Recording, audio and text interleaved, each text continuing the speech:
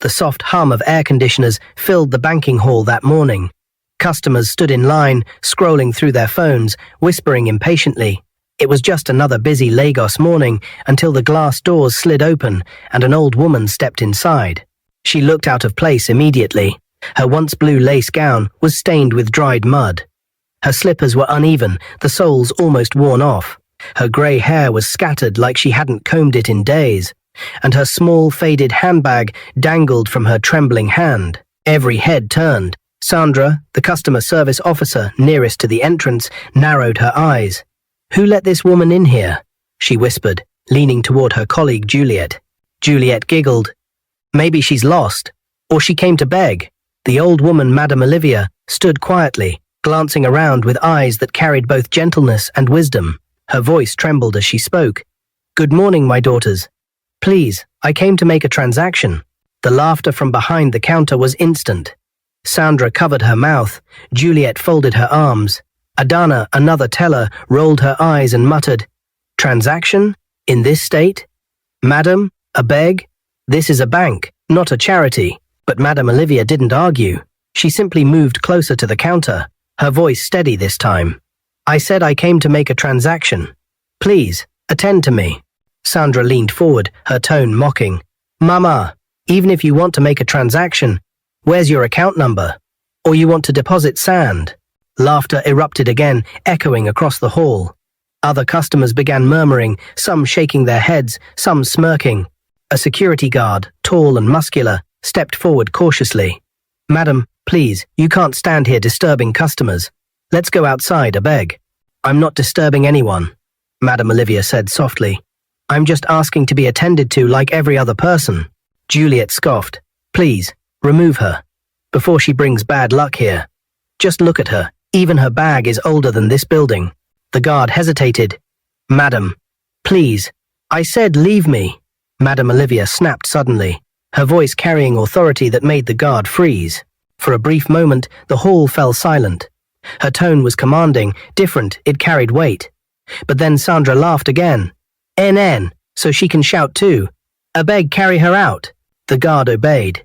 He gently held her by the arm and dragged her toward the door. Customers whispered as she stumbled, clutching her old handbag tighter. "See how dirty she is," one woman muttered. "She's probably mad," another man added. Outside the glass doors, the hot sun burned down on her wrinkled skin.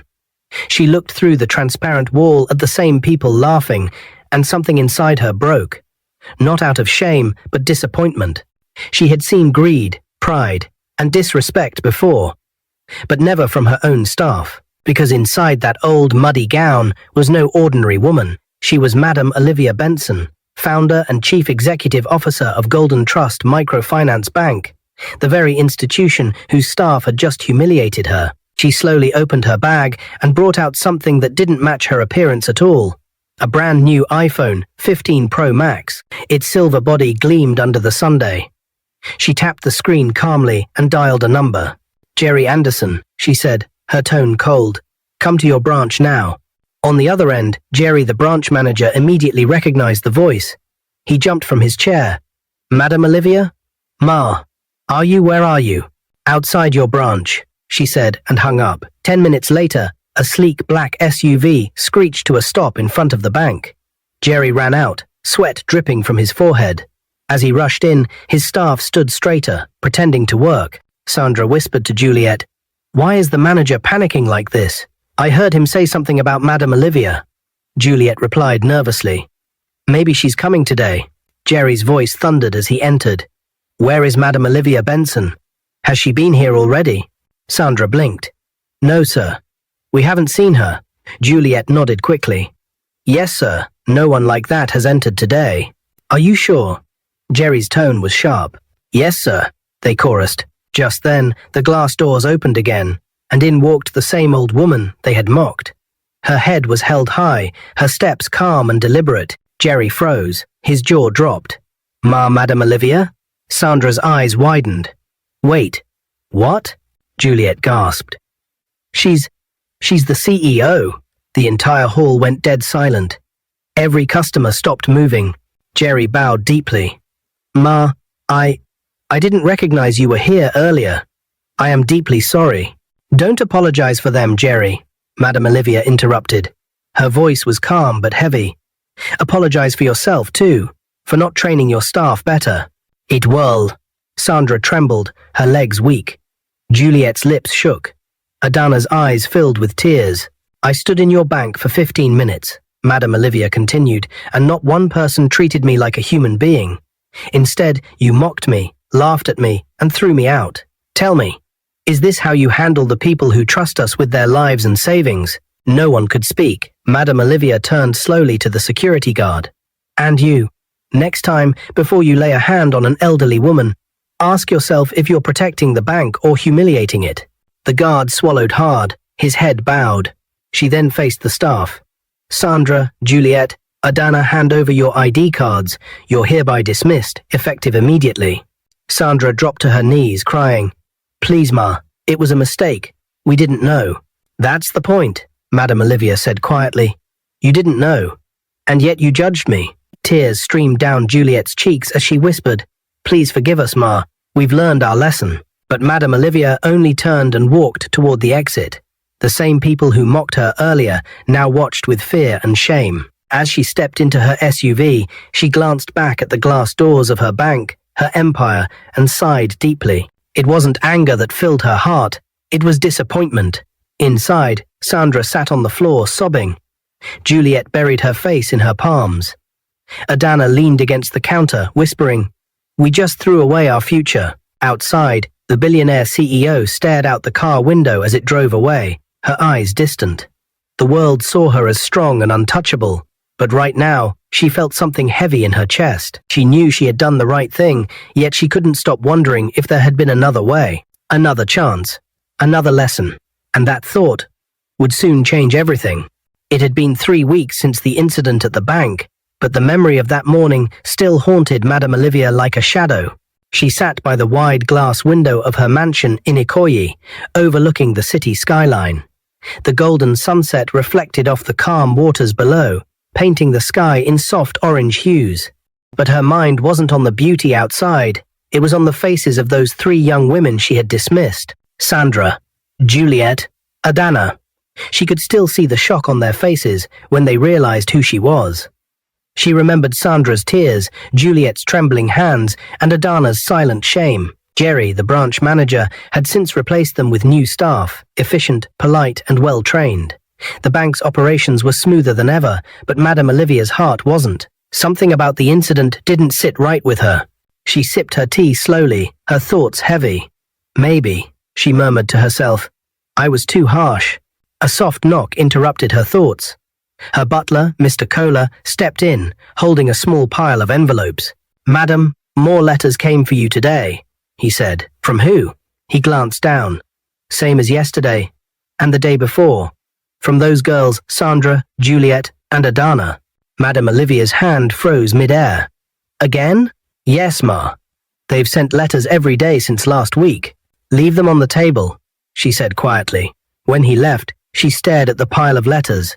Each was handwritten, the names scribbled in shaky ink. She hesitated before opening one, the first, from Sandra. Dear Madame Olivia, I know I don't deserve your attention, but please hear me out. I have been out of work since that day. My mother depends on me, and we've been surviving on borrowed food from neighbors. Every night, I replay that moment in the bank and cry. I thought you were just a poor woman looking for help. I forgot that dignity belongs to everyone, rich or poor. I've learned my lesson in the most painful way. Please forgive me. I don't ask for my job back. I just want your forgiveness. Ma. Sandra. And faced, Madame Olivia closed her eyes. The words hit deeper than she expected. She reached for another envelope, this one from Juliet. Dear Madam, since that day, I've not been able to sleep. My friends mocked me when they saw the video online. Someone recorded the scene and posted it on TikTok. I was the girl laughing at an old woman, and now the world laughs at me. I've received threats and insults. My father hasn't spoken to me since. I was proud and shallow. I forgot my humanity. Please, Madame Olivia, I am not writing because I want my position back. I am writing because I want to start again, a better person this time. Juliet. The next one was from Adana, written in the smallest, neatest handwriting. Dear Ma, I want to apologize not just for what we did, but for what we became. That day, I joined in mocking you because I didn't want to look weak before my colleagues. But when I saw Jerry bow before you, I realized what true strength looks like: humility. Since then, I've been volunteering at a small NGO that helps old women on the streets. Each time I feed one, I remember the pain in your eyes. Please, Ma, forgive us. I promise you, that mistake will never happen again. Adana, Madame Olivia folded the letters carefully, her chest rising and falling with quiet emotion. The evening light bathed her face as tears gathered in her eyes. Everyone deserves a second chance, she whispered. That night, she barely slept. She thought of how her late husband, Chief Benson, used to say, "The greatest leaders are those who can see beyond a person's mistake and find the lesson in it." When morning came, she made a decision at exactly 10 a.m. She arrived at the same bank branch, this time in her elegant black SUV. Dressed in a royal blue gown and matching gele, the staff stood in line, bowing respectfully as she entered. "Good morning, Madame Olivia," they chorused. "Good morning," she replied softly. Jerry came forward, smiling nervously. "Ma, this is an honor. How may we serve you today?" She looked around the hall. Everything was spotless. Even the marble floor seemed to shine brighter than usual. "Jerry," she said, "call me Sandra, Juliet, and Adana." Jerry blinked in surprise. "Ma, they no longer work here." "I know," she said calmly. "But I believe you still have their contact numbers. Tell them to come here. I want to see them." Jerry didn't argue. Within an hour, 3 nervous young women walked into the hall, their eyes downcast. Sandra looked thinner. Juliet's eyes were red from sleepless nights. Adana clutched her purse as if holding on to hope. They bowed deeply when they saw Madame Olivia. "Good morning, Ma," Sandra whispered. "Good morning, Ma," Juliet and Adana echoed. "Sit down," Madame Olivia said gently. They sat on the edge of the chairs, afraid to look up. "I read your letters," she began. "All of them." Sandra's hands shook. Juliet bit her lip. Madame Olivia continued, "You made a mistake, a painful one. But what matters most is that you've learned. It takes courage to admit you were wrong." Tears rolled down Sandra's cheeks. "Thank you, Ma. We truly have." "Good," Madame Olivia said softly, "because I'm giving you a second chance." The girls gasped in disbelief. "You will be reinstated," Madame Olivia continued, "but not in the same positions. You'll start lower, earn your way back. This time, not with pride, but with humility and heart." Juliet fell to her knees, sobbing. "Thank you, Ma. I swear, you won't regret this." Adana clasped her hands together. "God bless you, Ma. Thank you for forgiving us." Madame Olivia smiled faintly. "Don't thank me. Prove to me and to yourselves that you've changed." As they left her office that day, the 3 women hugged each other tightly. Their tears weren't of shame anymore, but of gratitude. For the first time in weeks, Madame Olivia felt peace. She had done what her heart whispered was right. What she didn't know was that by opening the door of forgiveness, she had also opened the door to a love story that would soon shake her family in ways she never imagined. Because, as fate would have it, Sandra was about to meet someone who would change her life and tie her destiny to Madame Olivia's forever. The next few months were peaceful. The Golden Trust Bank branch that had once echoed with mockery now carried a new spirit of humility. Sandra, Juliet, and Adana came early every morning, smiling warmly at customers, attending to even the poorest with care. They had truly changed. Madame Olivia sometimes visited quietly, not as the CEO, but as a silent observer. She would stand by the far end of the hall, watching them without revealing herself, and her heart would warm with quiet pride. But fate, unpredictable as the Lagos rain, was already weaving something bigger behind the scenes. It was a bright Saturday afternoon when Sandra received a call from Madame Olivia's personal assistant. "Madame said you should come to the mansion today. She wants to see you," the woman said politely. Sandra froze mid-step. "Me? To her house?" "Yes. By 4 p.m. Don't be late." Her heart raced as she ended the call. She looked around her small apartment in Yaba, the iron window frame, the humming fridge, the small photo of her late parents on the wall. She couldn't believe the woman she once mocked now trusted her enough to invite her home. By 3:30 p.m., She stood outside Madame Olivia's white mansion in Ikoyi. The compound was breathtaking, a neatly trimmed garden, marble steps, and a fountain shaped like a dove at the center. A security guard led her in. "Madam is expecting you, Ma." When she entered the sitting room, Sandra paused. The interior was grand but peaceful. White walls, framed paintings, and the scent of vanilla candles filled the air. Madame Olivia sat on a cream sofa, dressed in a simple silk wrapper and soft headscarf. She looked up with a smile. "Sandra, my dear." Sandra knelt instantly. "Good afternoon, Ma." "Get up, my child," Madame Olivia said kindly. "You are my staff, not my servant." Sandra rose shyly. "I invited you because I've been observing you," Madame Olivia said. "Your growth at the bank has been impressive. You've become the most polite and helpful teller in the branch." Sandra blushed. "Thank you, Ma. You gave me another chance. I didn't want to waste it." Madame Olivia nodded slowly. "You remind me of my younger self, stubborn but full of heart." They both laughed softly. Then, unexpectedly, a voice came from behind. "Mama, I didn't know you had company." Sandra turned, and time seemed to freeze. A tall, handsome man stood by the doorway, wearing a white shirt and navy trousers. His skin glowed under the warm chandelier light, his smile charming yet calm. "This is my son, Jacob," Madame Olivia said proudly. "He just returned from Boston last week." Sandra quickly bowed her head. "Good afternoon, sir." Jacob grinned. "Good afternoon. Please, don't call me sir. I'm not that old." They laughed. Madame Olivia gestured toward him.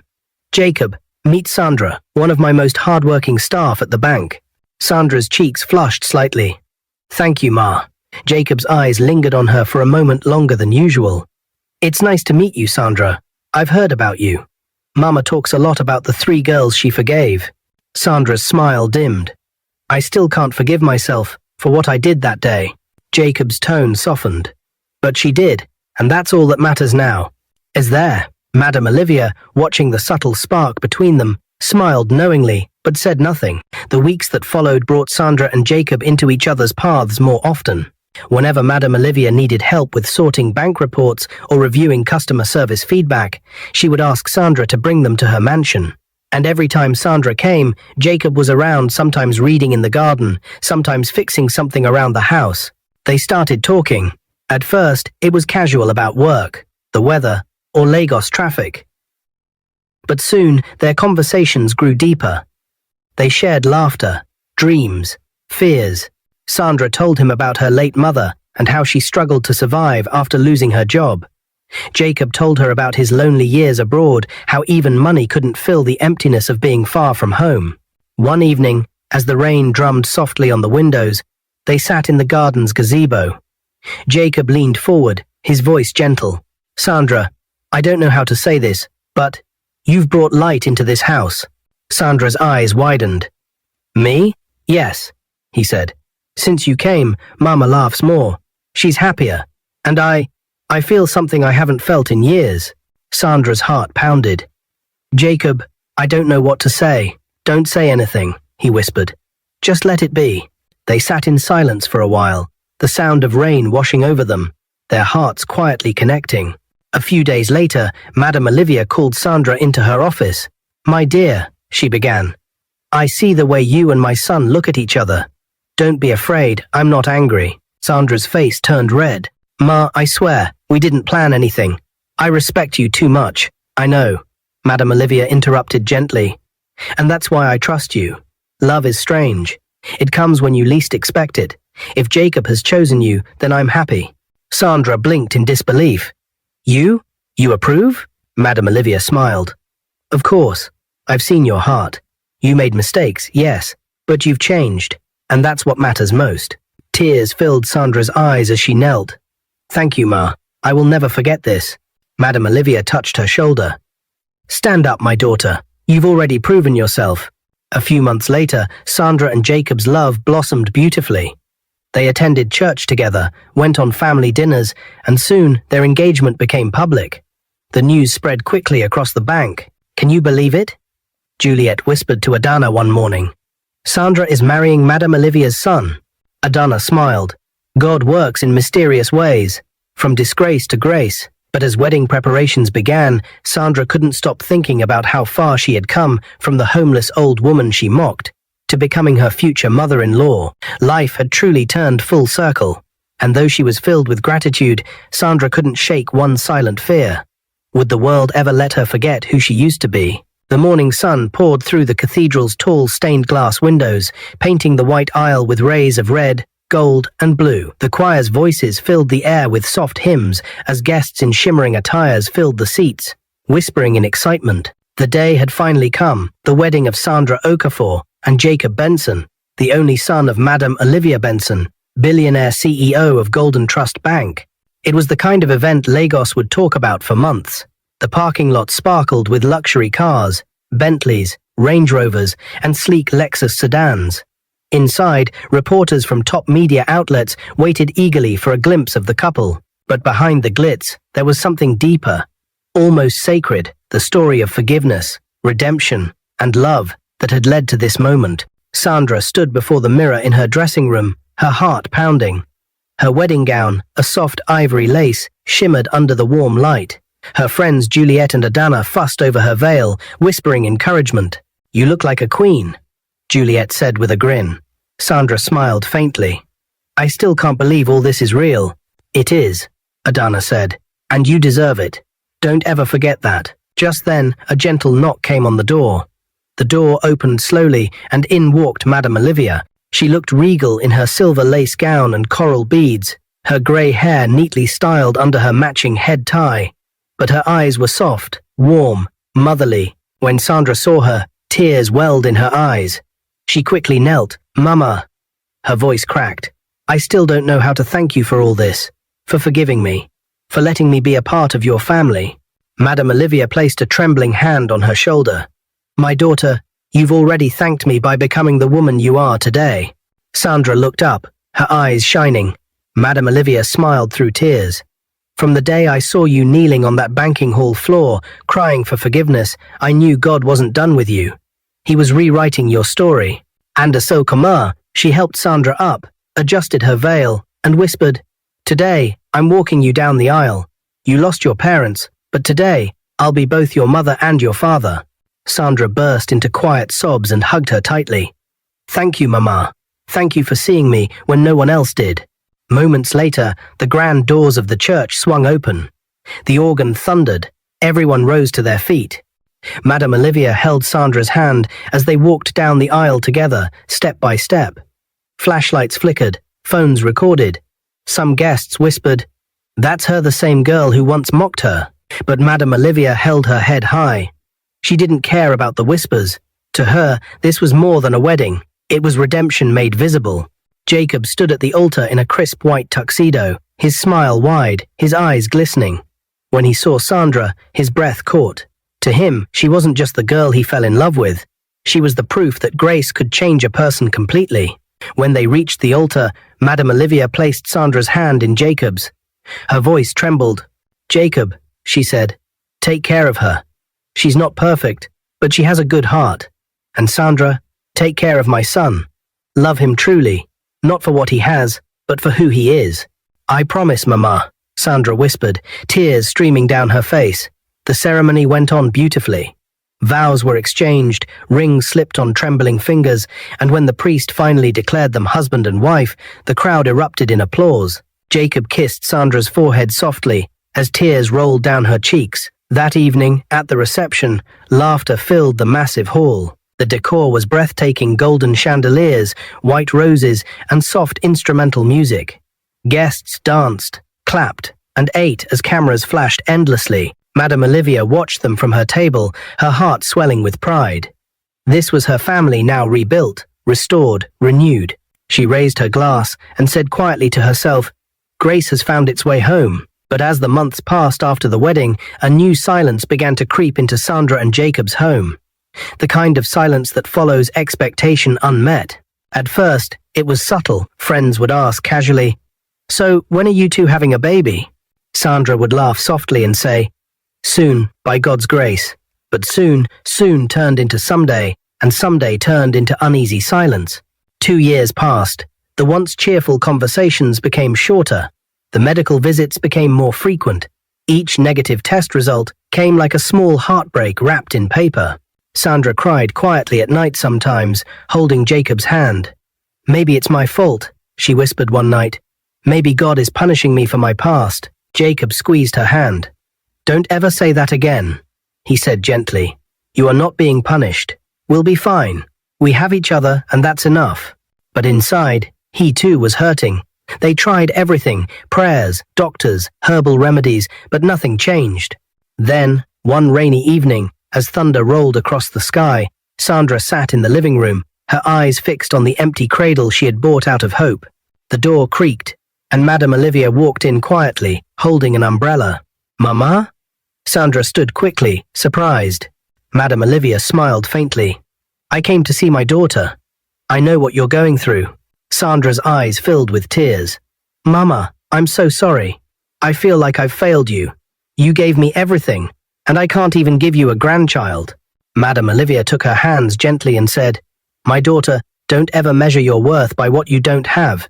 I didn't forgive you because of what you could give me. I forgave you because of who you could become." Sandra broke down, sobbing into her hands. Madame Olivia continued softly, "If God wants to bless you with a child, He will. And if He doesn't, that's okay too. You and Jacob are my children already. Nothing will ever change that." Just then, Jacob walked in, soaked from the rain, and paused when he saw them. Sandra ran into his arms, crying, "Mama says we're enough." Jacob hugged both women tightly. His voice was choked. "She's right. We are enough." The three of them stood there in the warm living room, rain pattering against the windows, holding onto each other, not as a billionaire family or a forgiven employee, but as a family built on grace. Outside, the storm slowly faded, giving way to the calm of night. But deep within the silence, something stirred the faint whisper of destiny still unfolding. Because unknown to them, God was about to surprise them in a way that would make every tear worth it. The morning was quiet in Lekki. The rising sun painted the lagoon gold, and a cool breeze rustled through the curtains of Sandra and Jacob's bedroom. Sandra stirred awake slowly, feeling the familiar emptiness beside her. Jacob had already left for work. She sat up, wrapping her shawl around herself, her eyes landing on the small wooden cross above their bed. It had been 3 years since the wedding. 3 long years of waiting, praying, hoping. Every test, every doctor's visit, every whispered, "Next time," had drained her. Yet she still believed that one day, God would remember her. That morning, she knelt beside the bed and prayed softly. "Father, I don't know what your plan is, but please, give me peace, even if you never give me a child." Her voice trembled, but her heart was calm. She had finally reached a place of surrender. That afternoon, she visited Madame Olivia at the mansion, as she often did on weekends. The older woman was sitting in her favorite garden chair, wearing a simple white lace gown, a scarf tied loosely around her silver hair. She looked peaceful, her Bible open on her lap. Sandra smiled faintly as she approached. "Good afternoon, Mama." "Ah, my daughter." Madame Olivia beamed. "You look tired. Come, sit with me." Sandra sat down beside her, leaning gently on her shoulder. "I just miss Jacob. He's been busy lately with the new bank branch." "That's good," Madame Olivia said warmly. "Hard work keeps the mind alive." "But you, my dear, how are you?" Sandra sighed. "I'm fine. I've stopped worrying about the baby thing. If God wants it to happen, He will." Madame Olivia smiled knowingly. "That's my girl. Faith isn't about getting what you want. It's about trusting God even when you don't." Sandra nodded, and they sat quietly, listening to the birds. After a while, Madame Olivia turned to her. "Do you know what I prayed for this morning?" "What, Mama?" She smiled gently. "I told God, if you won't give Sandra a child, then make her joy overflow in another way. I don't know how He'll answer, but He always does." Sandra chuckled softly.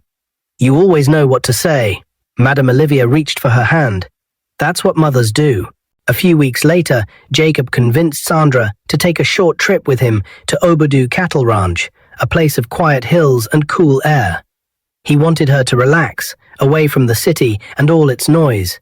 They spent the weekend walking along the hills, laughing and taking photos. It was their first real vacation in years. On their last day there, Sandra felt dizzy. She laughed it off, thinking it was the altitude. But when it happened again the next morning, Jacob grew concerned.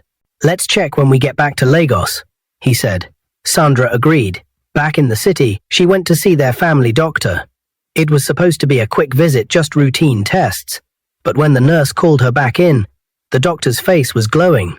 Mrs. Benson, he said with a smile. I don't know how to say this, but congratulations, you're pregnant. Sandra froze. What did you just say? The doctor chuckled. You're about 6 weeks pregnant. It's early, but the signs are clear. Tears flooded her eyes instantly. She covered her mouth, unable to speak. After all the years of waiting, praying, hoping God had done it, she burst into tears. Oh my God! Oh my God! Jacob was at home, working on his laptop, when the door burst open. Sandra ran in, crying and laughing all at once. Jacob! She screamed. Jacob, it happened! He stood up, confused. What happened? Are you okay?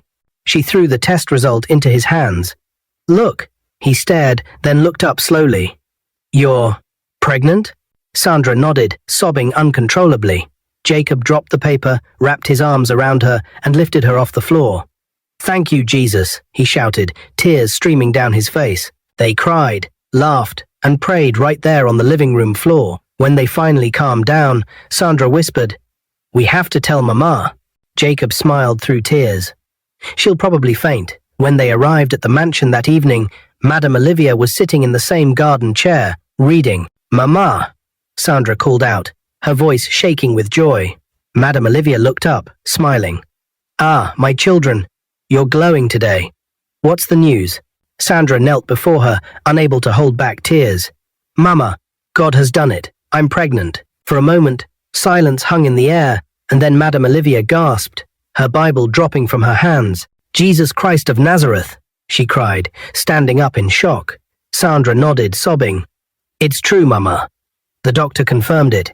Madame Olivia placed her hands over her mouth, trembling as tears streamed down her cheeks.